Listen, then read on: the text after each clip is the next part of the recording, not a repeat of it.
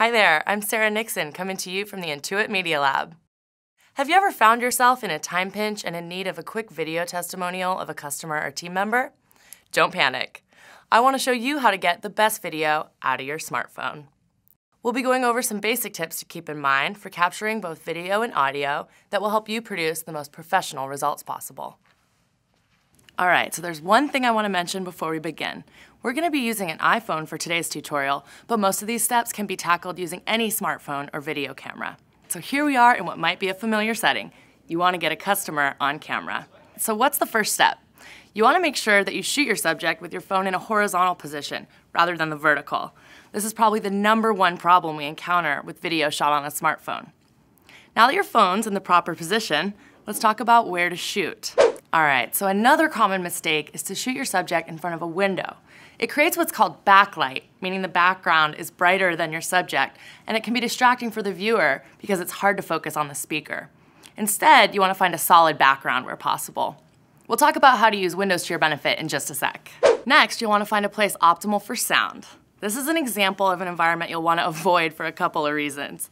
The walls are pretty close together and bare, meaning the sound will easily bounce off them. And the floor is linoleum, so the sound is going to bounce up from below. The result's an echo effect, which can also be distracting to the viewer. And provides me insights into how my company is performing.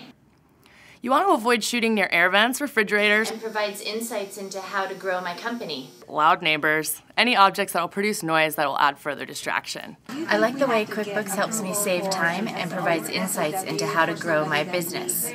When possible, try and shoot your subjects indoors as opposed to outdoors. Instead, you want to find an open space like this with carpet to help absorb the noise. Now that we've got your background figured out, let's talk about video composition. You'll be recording audio using your smartphone's internal microphone. This means you'll want to be relatively close to your subject in order to clearly pick up their voice and minimize outside noise. Let's compose your shot.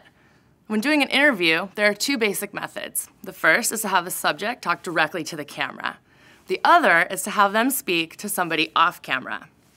If they're talking to the camera, you'll want to have a light source, such as a window or a lamp, in front of them or behind you. You'll want to center them in the frame, making sure that the top of their head is not cut off, nor their chin. If you're having them talk off camera, you'll want the light source to be on the inner side of their face, and you'll want to position them to either the right or left of the screen, depending on which side the interviewer is on. So they're facing the middle of the camera. Gain better insights into how my business is doing, and it helps me make decisions so that my business can grow. And there you have it, the basics of smartphone shooting. Good luck, and feel free to reach out to the Intuit Media Lab with any questions. We can't wait to see what you produce.